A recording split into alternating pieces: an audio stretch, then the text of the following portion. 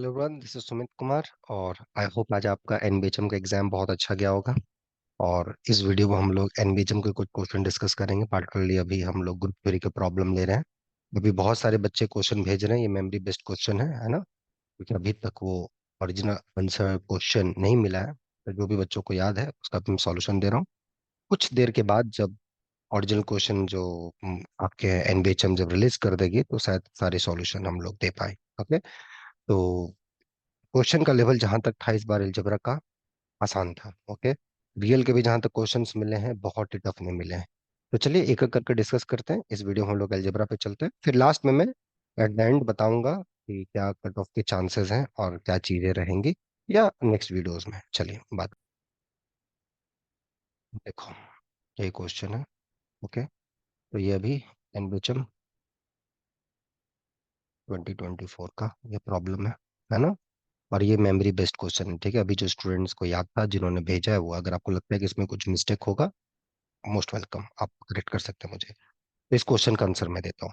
Find possible values of n such that there exist an injective group homomorphism from the group Zn to S7। Okay, आपको बोला है कि कितने natural number हैं, कौन कौन से नेचुरल नंबर हैं जिनकी वजह से Zn से S7 के बीच में आपको एक इंजेक्टिव ग्रुप होमोमॉर्फिज्म मिलेगा। कौन कौन से एन है, क्या वो N2 हो सकता है या 3 हो सकता है या 5 हो सकता है, 6 7 ऐसे। ये सब नेचुरल नंबर्स आपको दिखने कौन कौन से Zn से S7 के बीच में आपको इंजेक्टिव ग्रुप होमोमॉर्फिज्म मिलेंगे। ओके, तो चलिए देखते हैं इस क्वेश्चन को हम लोग कैसे अप्रोच करेंगे। Okay, so solution, I always start how to think, कैसे हम लोग इस चीज को देखें, क्या हमारा थॉट प्रोसेस हो। ठीक है, क्योंकि कोडोमेन दे रखा है S7 डोमेन में भी, लेकिन एन वेरी हो रहा है। तो पहला चीज आप रिकॉल करो। आपने पढ़ा होगा, अगर थोड़ा बहुत आपने होमोमॉर्फिज्म पढ़ा होगा, तो जैसे recall some basic facts. What is that? ठीक है, अगर कोई साइक्लिक ग्रुप है, ठीक है, इफ एफ G1 से G2, ठीक है, if this is a group homomorphism, अगर ये हमारे पास कोई ग्रुप होमोमॉर्फिज्म है, देन पहली चीज, देन नंबर वन, आपने देखा होगा कि अगर किसी एलिमेंट का ऑर्डर अगर फाइनाइट है, देन जो ऑर्डर ऑफ इट्स इमेज होगा वो डिवाइड करेगा ऑर्डर ऑफ ए, जो कि यहाँ पर एन है। ये सिंपल। सेकंड, अगर एफ इंजेक्टिव है, then order of image of an element in order of A, ये सेम होगा for all A belongs to the group G1। ठीक है, third, F is injective if and only if the kernel of the group is trivial. ठीक है, I hope ये तीन चीज आपके क्लियर होंगे। अगर ये सारी चीज आपकी नहीं क्लियर है, would like to leave this as an exercise. ठीक है, क्या एक्सरसाइज है? अगर कोई ग्रुप होमोमॉर्फिज्म है G1 से G2 के बीच में, अगर किसी एलिमेंट का ऑर्डर डोमेन में n है, तो ऑर्डर ऑफ एफ ए जो आएगा वो ऑर्डर ऑफ ए को डिवाइड करेगा। अगर एफ इंजेक्टिव है, ऑर्डर प्रिजर्व करेगा। एफ इंजेक्टिव कब होता है? जब कर्नल ट्रिवियल होता है। This three facts you have to use, and moreover, तो बस हमें ये चीज देखनी है कि क्या होगा। अच्छा, और इसके चौथा जो सबसे इंपॉर्टेंट है, if G1 that you have a like कितने चॉइसेस हैं, राइट। एसन में एक पार्टिकुलर ऑर्डर के कितने एलिमेंट्स होंगे, नहीं होंगे। सो तो the first thing, if G1 is cyclic, then its image is cyclic। ठीक है, अगर कोई ग्रुप साइक्लिक होता है तो उसका इमेज भी साइक्लिक होता है। ये सारे बेसिक थिंग्स है जो हम लोग यूज करेंगे। इनफैक्ट मोर जनरल, अगर आप G1 ए से जनरेट हो रहा है साइक्लिक ग्रुप के लिए, just you need a generator, तो जो रेंज सेट आएगा, जो इमेज सेट आएगा, it's generated by F of A. भैया ए का इमेज कहाँ जा रहा है ये बता दो, ये होमोमॉर्फिज्म की प्रॉपर्टी से डन हो जाएगा, राइट। तो ये चीज हमें देखनी है। तो इसका मतलब image of a cyclic group is cyclic और इंजेक्टिव हुआ, तो if F is injective, sixth, अगर F is injective, then this G1 isomorphic to F of G1. This is the corollary given by fundamental theorem of group homomorphism. ठीक है, so these things you can easily prove it. ठीक है, these are some small exercises I am giving you, do that. okay, अब ये exam आपका कैसा गया नहीं गया आपको भी पता है, राइट? और मैं उस पे अब क्या बोलूं आपको? ठीक है, बस ये देखो कि क्यों, अगर ये सारे आपको आते हैं बहुत अच्छी बात है, बस इसी का एप्लीकेशन अब देखो इस सबको मैं कैसे कनेक्ट करता हूँ यहाँ पर, लुक एट केयरफुली. चलो, here they are asking the injective group homomorphism from Zn to S7. ठीक है, यहाँ से यहाँ मेरे को क्या चाहिए, एक 1 1 चाहिए प्लस होमोमॉर्फिज्म चाहिए. ये दो चीजें चाहिए, ऐसा मैप जो Zn से S7 के बीच में इंजेक्टिव हो और होमोमॉर्फिज्म हो. बहुत बढ़िया बात. तो इसका मतलब यहाँ जो एन ऑर्डर का एलिमेंट है तो यहाँ पे भी एन ऑर्डर का एलिमेंट होना चाहिए. तो इसका मतलब हमको देखना होगा कि S7 में क्या क्या पॉसिबल ऑर्डर के एलिमेंट्स हैं, क्योंकि ये साइक्लिक ग्रुप है, this is a cyclic group, Zn एक साइक्लिक ग्रुप है एन ऑर्डर का. तो यहाँ हमको देखना पड़ेगा एन ऑर्डर के एलिमेंट्स हैं कि नहीं.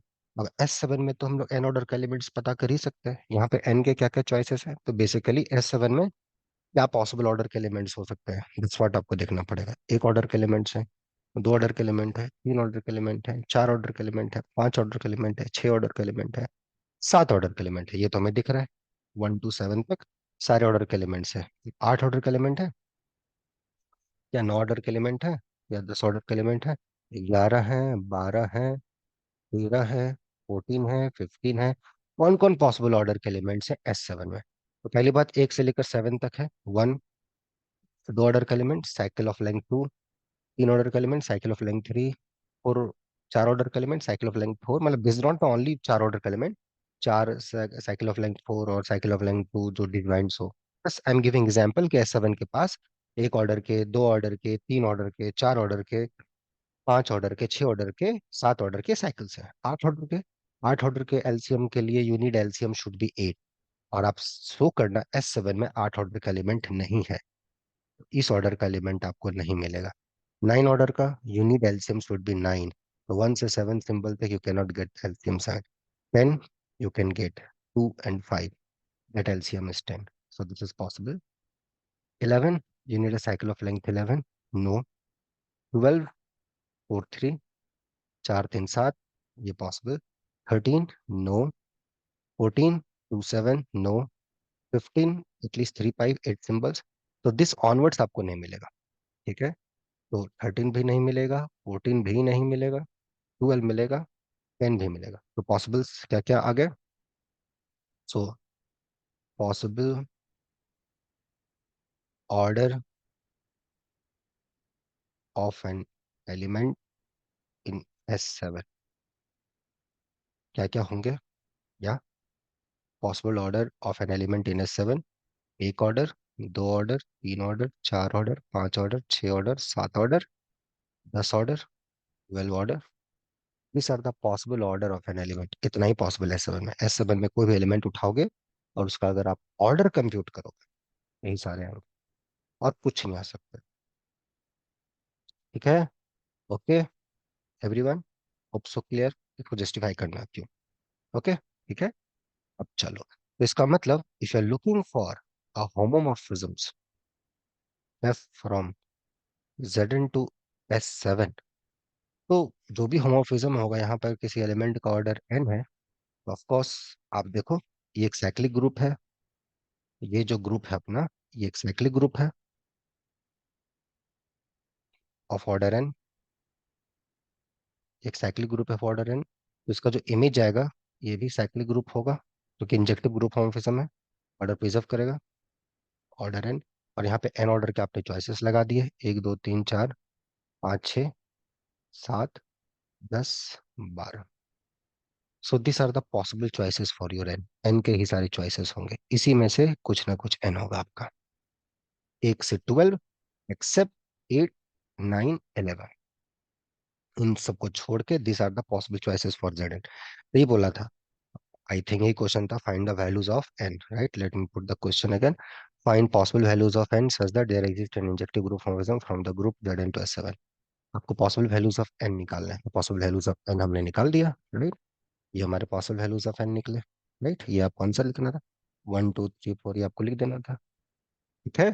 ओके, 1 2 3 4 5 6 7 10 12, या टोटल नंबर पूछा था कितने ऐसे एन मिलेंगे ताकि जेड एन से सेवन के बीच में यू हैव अ होमोमॉर्फिज्म। हाँ, तो ये 7 8 9, there will be total 9 such एन्स।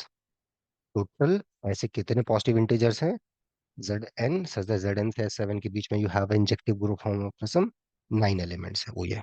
अभी ने पूछा कि अब जेड फोर से एस सेवन के बीच में कितने इंजेक्टिव ग्रुप होंगे, ये नहीं पूछ रहा आपको। आपको पूछ रहा है कि जेड एन से अगर एस सेवन के बीच में कोई इंजेक्टिव ग्रुप होमोमॉर्फिज्म है, एन का चॉइस क्या क्या है, what you can say about an.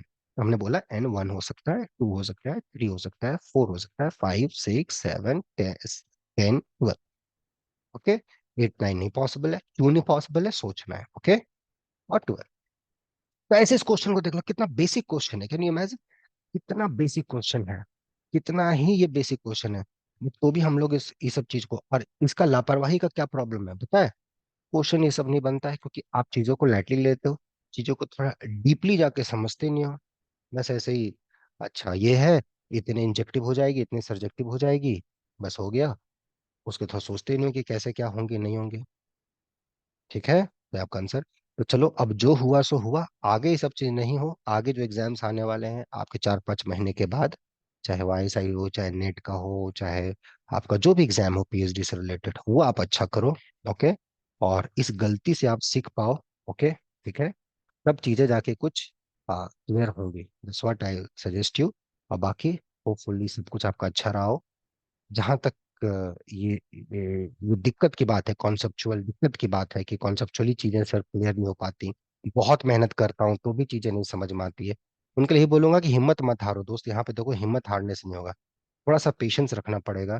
कभी कभी नहीं चीजें ट्रैक पे आती हैं, क्यों गलतियां हो रही हैं इसको आइडेंटिफाई करो, और उसमें क्या आपको मेंटरशिप की जरूरत है, एक हेल्पिंग हैंड्स की जरूरत है, एक सपोर्ट की जरूरत है, वो आपको चूज करना है, आपको देखना है। उसमें लगता है कि हम लोग आपके लिए कुछ सहयोग कर सकते हैं, you are most welcome, okay. ठीक है, आप खुद समझदार हैं, जो अच्छा रहे वैसा डिसीजन आपको लेना है। और खूब आगे बढ़िए, मस्ती से रहिए, और ज्यादा टेंशन मत लीजिए। फिर ये क्वेश्चन होपफुली क्लियर हुआ होगा। अभी और कुछ क्वेश्चन दे दूंगा। बहुत लोग कट ऑफ के बारे में पूछ रहे थे, अभी कुछ और क्वेश्चन आने दीजिए, मैं देख लेता हूँ, उसके बाद में कंप्लीट रिव्यूज के बारे में दूंगा कि क्वेश्चन क्या था। अभी तक जितना क्वेश्चन मिला है, क्वेश्चन ऐसे ही हैं जो मैंने आपको भेजा है, थोड़ा सा सोचो के आंसर आ जाएगा। एनबीएचएम का क्वेश्चन तो ललीपॉप तो होगा नहीं कि तुरंत दिया बना दिया, ऐसा तो सोचना पड़ेगा ना। तो जो मैंने ऊपर की चीजें लिखी थी कि कौन कौन से बेसिक चीजें हैं जो क्लियर होनी चाहिए, उसका अगर अंडरस्टैंडिंग, उसका अगर क्लैरिटी आपके पास है, तो चीजें आसान से हो जाएंगी, ठीक है। तो जरा टेंशन मत लीजिए, सब कुछ ठीक हो जाएगा, ओके। रिलैक्स रहिए, टेंशन मत लीजिए। प्रॉब्लम हो ये फिर कॉन्टेक्ट अस, ओके। ठीक है, मस्त रहिए लाइफ में, ठीक है। मिलते हैं नेक्स्ट वीडियोज में।